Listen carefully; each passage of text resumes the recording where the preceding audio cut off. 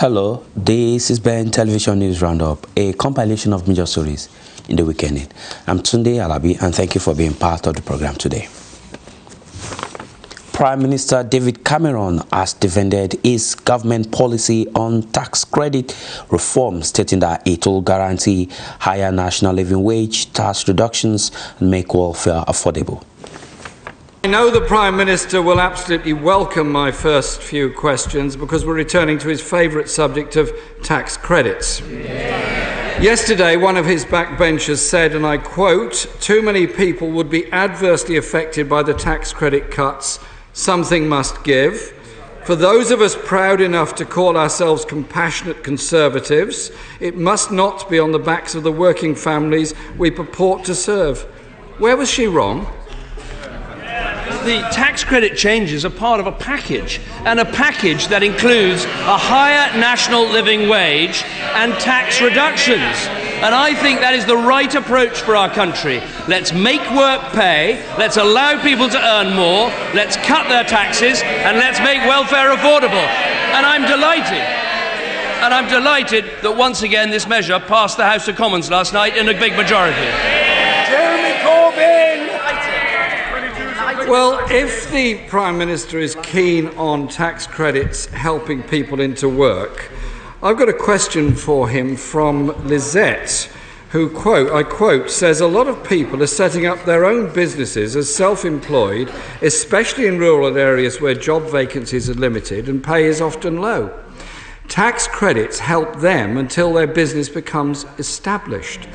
So cutting tax credits damages her life opportunities and the life opportunities of anyone she might employ. Does he not see the value of giving support to people trying to improve their lives rather than cutting their ability to survive properly?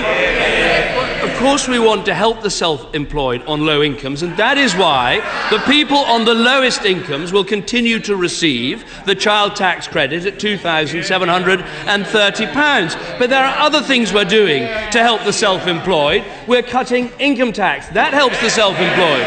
We're introducing the employment allowance to cut the national insurance budget for the self-employed. That helps. But above all, what we're doing is creating an economy with 2 million more people in work, an economy that is growing, wages that are rising, and inflation that is at zero. And all these questions on tax credits, in a way, come back to the same point, which is how you build a strong and secure economy. And you don't do it on the back of a massive deficit and an ever-increasing debt, which is what Labour left us with. This is all very strange because the Prime Minister seems to have changed his mind on this subject in rather a large way. John emailed me to say the Prime Minister solemnly declared on national television shortly before the last, yes, solemnly, and I'm solemn as well, shortly before the last general election that tax credits would not be affected. Is there any reason why this change has come about, or any reason why we should believe the Prime Minister on any assurances he gives in relation to tax credits? What we said before the election is that we would reduce welfare by £12 billion as part of getting the deficit down, part of getting the economy growing, and part of creating 2 million jobs. That is what happened at the election, and we are keeping our promises by delivering that stronger economy. He talks about something strange happening. Something quite strange did happen last night. We had a vote on tax credits, and the Deputy Leader of the Labour Party didn't turn up. China and Britain turns on a new page of bilateral relations as the Chinese President, Mr. Xi Jinping, received 41 gun salutes on arrival in Britain during his one-week official state visit. Louis Rami has the report. Fire! It was a welcome worthy of an emperor. A 41-gun salute and a ride to Buckingham Palace, where he was a guest at lunch with Queen Elizabeth. Later, President Xi addressed a session of Parliament, a rarity for foreign leaders. I am happy to have the opportunity to be here in the British Parliament, which is known as the mother of all parliaments, to meet the lawmakers. At the heart of the four-day visit is the plan to seal $40 billion in trade deals and build relations with what China says is its best friend in the West. But not all was friendly, with Tibet activists and other opponents of the Chinese government holding demonstrations, and Chinese government supporters, mostly students, chanting to drown out the protests. Timing was also a problem. The Chinese leader's 4-day visit kicked off as Britain's largest steel producer announced huge losses and more than 1,000 layoffs, largely blamed on a flood of cheap Chinese steel imports. Prime Minister David Cameron has called for a stronger relationship with China. Mr. Cameron said that the world will benefit greatly from a stronger bilateral relationship between Britain and China that goes beyond trade and investment. This was disclosed at a joint press conference between the Chinese President, Mr. Xi Jinping, and Prime Minister David Cameron. This state visit, in which the President of China is spending almost a week here in Britain, marks a key moment in the relationship between our two countries. It's founded on a basic belief, which President Xi and I share, that a strong relationship is in the interests of both Britain and China. We discussed this when we first met in Beijing nearly 8 years ago, and this week's visit and the many concrete agreements being reached as part of it are clear signs of how far the relationship between our countries has progressed in the intervening period. A strong relationship is in both our countries' interests, not just because it brings investment and jobs and higher living standards for our peoples, vital though those things are. The more we trade together, the more we have a stake in each other's success, and the more we understand each other, the more that we can work together to confront the problems that face our world today. The stronger the relationship between our countries, the more we'll be able to have a serious dialogue. We may not always agree, but we can discuss issues openly and constructively. Today, Britain and China have strong diplomatic relations, our businesses are creating deeper ties, and our people-to-people links are close. But there are opportunities to do so much more. We should go further on trade and investment, not only for China to invest in the United Kingdom, but also for British businesses to expand and grow in China. We should increase our financial and economic cooperation with the UK as the partner of choice for China in the West. And we must do more to work in partnership on the global issues that affect us both, from climate change to tackling poverty, and global health issues, working together to combat instability and extremism. As President Xi said yesterday, our task is now to seize these opportunities, and I'd like to say a word on some of the key areas for cooperation. First, trade and investment. Since the last state visit in 2005, our exports to China have quadrupled. In the last 5 years, they've increased by 140%, growing to almost £20 billion per year, making us the second largest investor into China. And investment both ways has also grown, with Chinese investment into the UK reaching over $5 billion in 2014.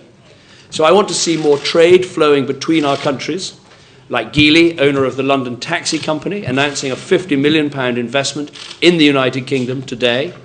We've got Chinese companies investing in Heathrow, in Thames Water. We've got UK architects designing Chinese cities. And I'm pleased to announce today that we're signing an historic deal to build the Hinkley nuclear power station, providing reliable, affordable energy for nearly 6 million homes and creating more than 25,000 jobs, all the while working together to build a low-carbon future. Turning now to our economic and financial relationship, China is well on its way to becoming the largest economy in the world. Last year, the United Kingdom was the fastest growing economy in the G7, and we are the leading champion within the European Union of open markets and free trade agreements. Here again, we're determined to take our relationship to the next level, including through the Asian Infrastructure Investment Bank, which will be of enormous benefit to the region, as well as opening up more opportunities for British business to help drive growth and jobs. And we were the first Western economy to issue an RMB bond outside China, which will be of great benefit to London. Today, President Xi and I have discussed how we can build on these ties, the UK-China Infrastructure Alliance.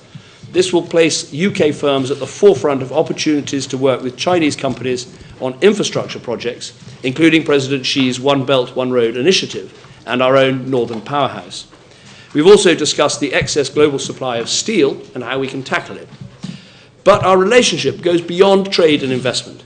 China and Britain are both global powers with a global outlook. We share an interest in a stable and ordered world in which countries play by the rules and work together to address threats to our security and to our prosperity. We've discussed today how, as permanent members of the Security Council, we can deepen that cooperation across the board. We've already worked together successfully to deliver an agreement to stop Iran from developing a nuclear weapon. And we've talked about some of the less familiar challenges we now face, such as how to tackle antimicrobial resistance, where the UK is a world leader. And I'm pleased today to announce that we have established a new fund to support vital research and development on this issue. We also discussed ways in which we can work together on international development, so the UK and China will work more closely to tackle global poverty and promote economic development in Africa, global health, international disaster relief, and opportunities for women and girls. It's testament to our strong relationship that we're able to work on these important issues, and also that we're able to have open discussions on more difficult issues, such as cyber, where we've reached a new agreement on cyber-enabled commercial espionage, and on human rights. So this visit marks the start of a new era. Some have called it a golden era in relations between Britain and China, an era of stronger economic ties, deeper trade links, closer relations between our peoples, and meaningful dialogue on the issues that matter to us both. And all of this is rooted in a relationship between our two old countries, a relationship fit for the 21st century, benefiting not just our nations and our peoples, but also the wider world. Thank you, President Xi. 尊敬的卡梅伦首相， Mr. Prime Minister, 各位记者朋友， friends from the media, 大家好。 good 首 afternoon. 先，我谨转达 First of all, 中国人民对英 I 国人 wish to 民的 convey 诚挚问 a 候。 cordial greetings and best wishes from the Chinese people towards the British 英国 people. 王室和政府 The royal family and government of the UK have accorded to me thoughtful arrangement and warm hospitality. 我对此表示 I wish to express my heartfelt gratitude. 中英两国都是 China and the 具有重大 UK 重要影响力 are 的大 both major countries with 今 significant 年是中英 influence. 全面战略伙伴 This 关 year 系 is the beginning of the second decade of China-UK strategic 两国关 partnership, 系正站在新 and 的 this 起点 relationship has come to a new 我 starting 这次 point. 对英国进行国事访问， I'm making this state visit 就是 to 为 the 了 UK 继往开来， to build on past 进一 achievements, 步提高两国政治 elevate 互 our 信水平 political mutual trust, 深化双 deepen 边各领域 practical 的务实 cooperation in all fields, 推动中英关 and 系 take China-UK 迈上新的 ties 台阶。 to a new level. 昨天我出席了 Yesterday, 伊丽莎白二世女王 I had 举行的 a full program of a state visit accorded to me by Her Majesty the Queen, and I was deeply impressed by the pageantry and warmth 刚 throughout. 才我同 And just 卡梅伦 now, 首相 I had a 进行了富有 productive 成效的 meeting 会 with Prime Minister 就许多 Cameron, 问题达成重要的 and 共 we 识， reached important consensus on 并 many 一致 issues 同意 and agreed 宣布构建中英 and 面 announced 向 here 21 that 世 we will 纪 build 全 a 球 global 全面战略伙伴 comprehensive 关系， strategic partnership between our countries in the 21st 共 century, 同开启 and jointly 持久 open up 开放 a golden 共 era 赢的 of 中 an 英关 enduring, 系 inclusive, 黄金时代， win-win China-UK 共 relationship, 创两国关 and 系的 jointly create an even brighter future for our relations.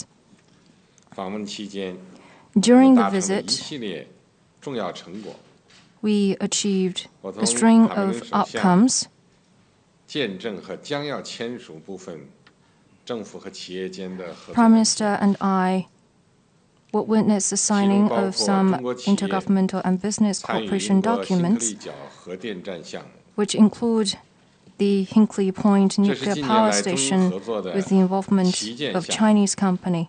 And this is 将 a 为今后 flagship 双方深化 project 务 of 实合 cooperation 作， between our countries in 发挥示范 recent 作用。 years, and it will lead to more practical cooperation of this 双方金融合 kind 作 between the two 继 sides. 续走在前列。 Our financial cooperation continues to lead the way. 中方将在伦敦发 China 行中 will 国之 issue 外 in London 首支人民币主 RMB 权债 sovereign 券。 bond outside China for 中 the 国人民 first 银 time, 行将 and the 在英 People's 国 Bank 发 of 行 China will 50 issue 亿 in 元 the 人民 UK 币央行票5据。 billion RMB central bank bills, 两国中央银行将双边 and the 本 two 币 central 互换规 banks 模 will extend 从2000亿 bilateral 提 currency 高到 swap from 3500亿。200 billion to 350 billion RMB.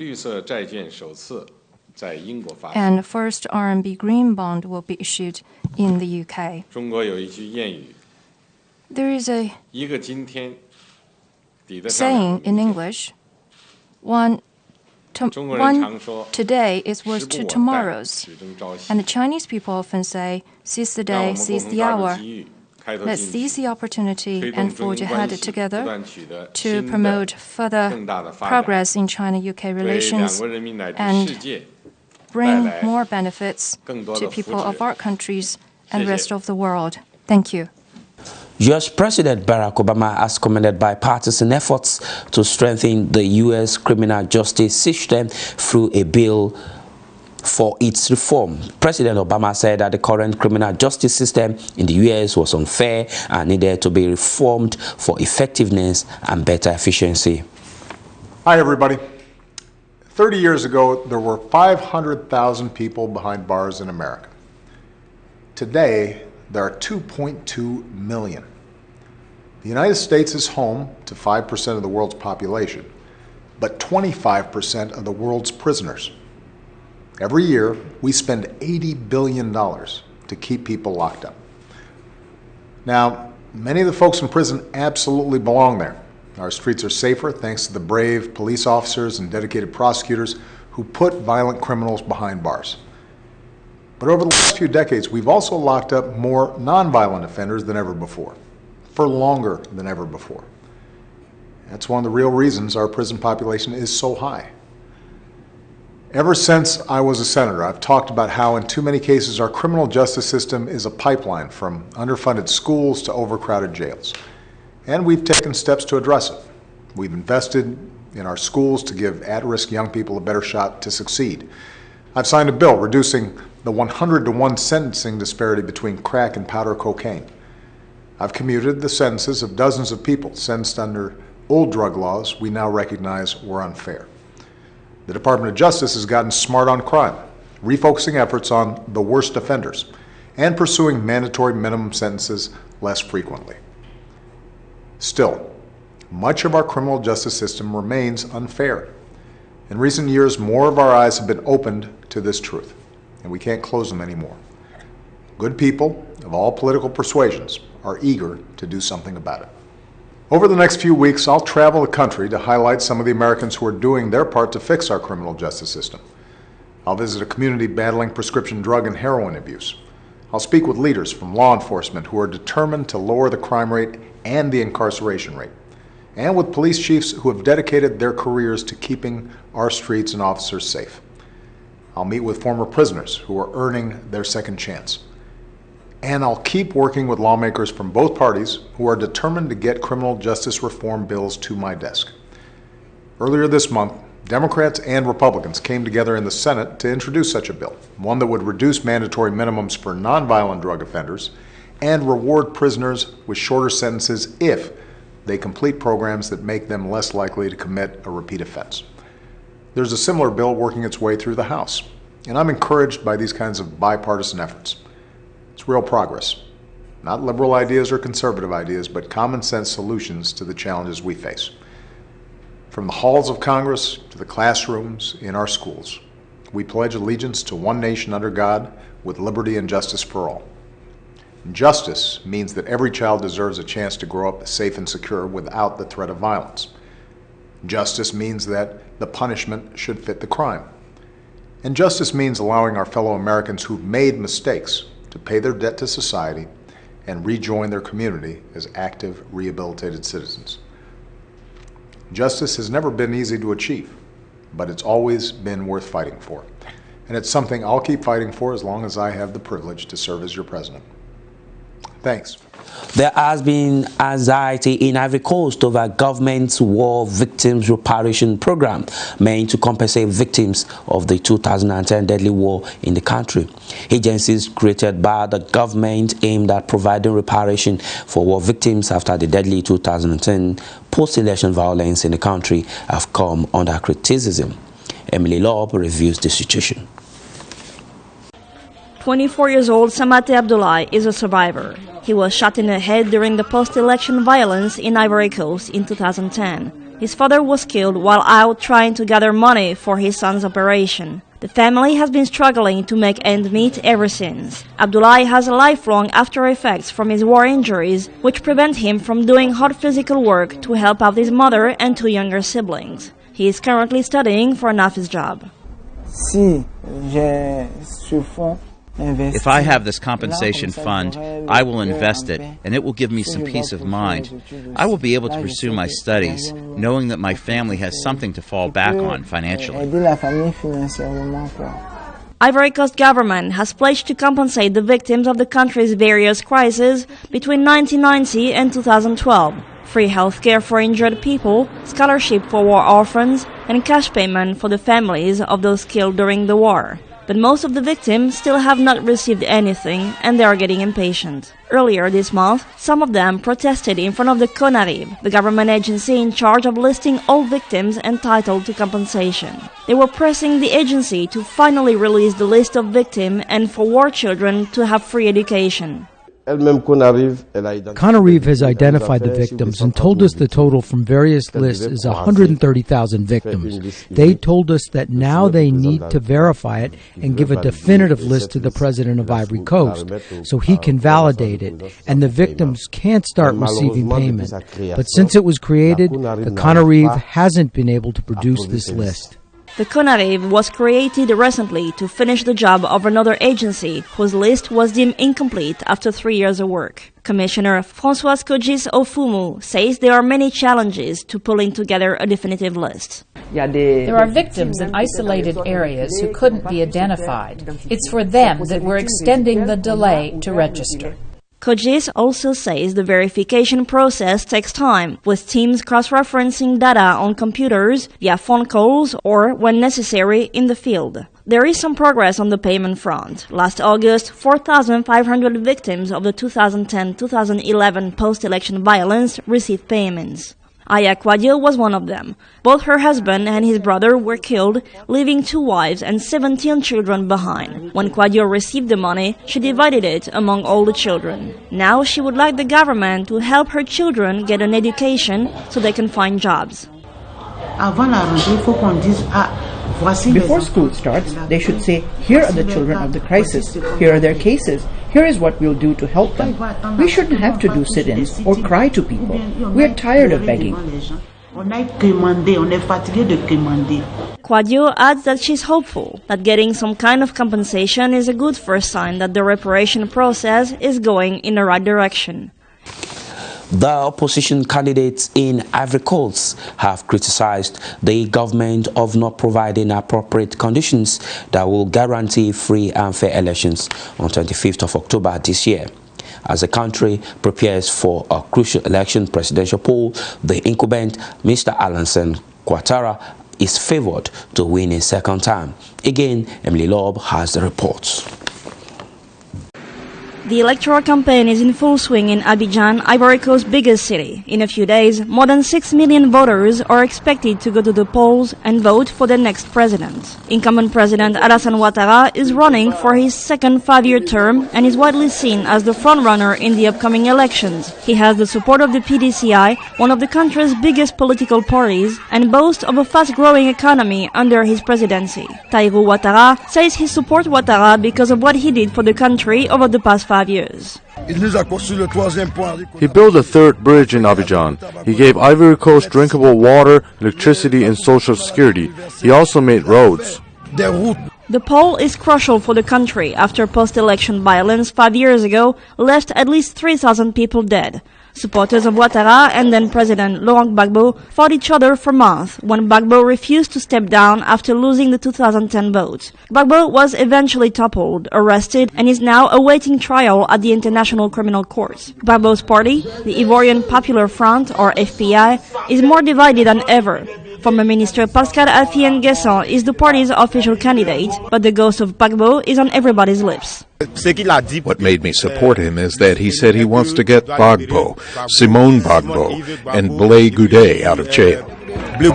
But from his cell in the ICC, Laurent Gbagbo said he was not endorsing any candidate of the upcoming elections. Other candidates include former Prime Minister Charles Konan Banny. For weeks, his coalition, the CNC, has been repeating that conditions for free and fair elections have not been met, and that the Electoral Commission is biased in favor of Ouattara. On Tuesday, he tackled the voters list, giving some example of alleged irregularities.